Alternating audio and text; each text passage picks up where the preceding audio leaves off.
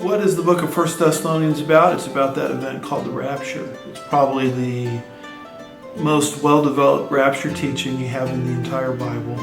It's in 1 Thessalonians 4, verses 13 through 18. In the Rapture, we are caught up to be with the Lord. It's Christ coming back for His church.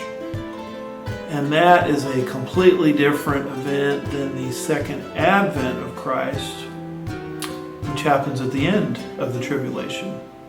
The rapture happens before the tribulation even starts, where He comes to rescue the church, and His feet never really touch the ground. But in the second advent, at the end of the tribulation period, He's coming back with His church, where His feet will actually touch the ground, and we will be with Him, ruling and reigning with Him during the kingdom age. But just a little background on the Thessalonian letters.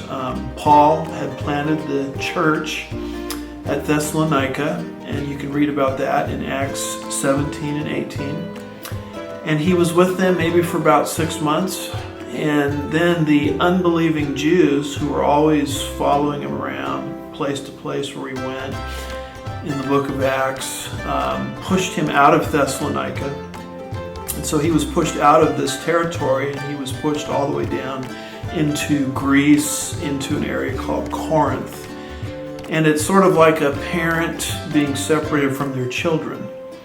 Paul looked at the Thessalonians as his spiritual children. In fact, in chapter 1 and 2, he calls them, or his relationship to them, as he was their father and he was their mother. So he's worried about them. And the Thessalonians had some questions because this rapture teaching bothered them. He had taught them about it before, apparently.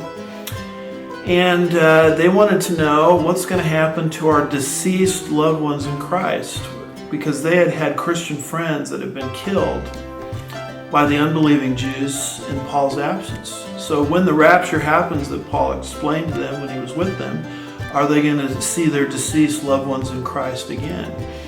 So in chapter 4, verses 13 through 18 is really answering that question. And he's basically saying you will see them again at the point of the rapture.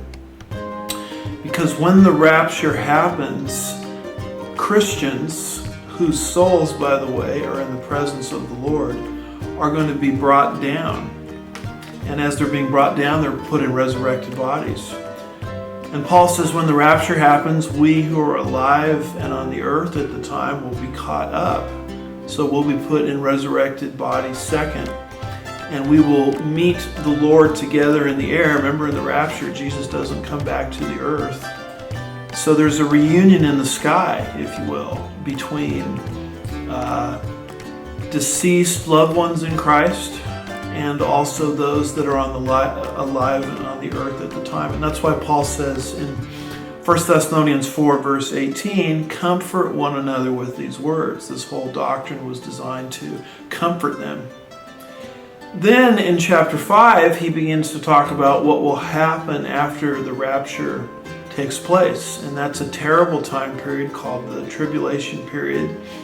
Paul in chapter 5 calls it the day of the Lord. And it's a time period of judgment that overtakes the world and takes them totally off guard. And it's interesting that when Paul talked about the rapture in chapter 4, he used the pronoun we. And when he talks about the day of the Lord, he uses the pronoun they. So he didn't expect to be in that time period. Consequently, the church is not going to be in that time period. We're going to be taken away from the earth in the rapture before the day of the Lord happens. So the whole doctrine is designed to comfort these baby Thessalonian Christians. In chapters 1 through 3, even before he gets into that whole subject, he has to kind of ward off criticisms of his ministry that the unbelieving Jews had stirred up against him, and he wards that off, chapters 1 through 3. And then in chapter 4, he starts dealing with questions that these baby Thessalonian Christians had, like issues related to sexual immorality, issues related to laziness. Those are both in chapter 4. Issues related to ministry imbalances, chapter 5. Continuing to grow in Christ, chapter 5. And sandwiched in there end of chapter 4, beginning of chapter 5, he gives this wonderful teaching to them about the rapture designed to comfort them. And so it's a very practical book, and I hope you'll get into the book of 1 Thessalonians and enjoy it.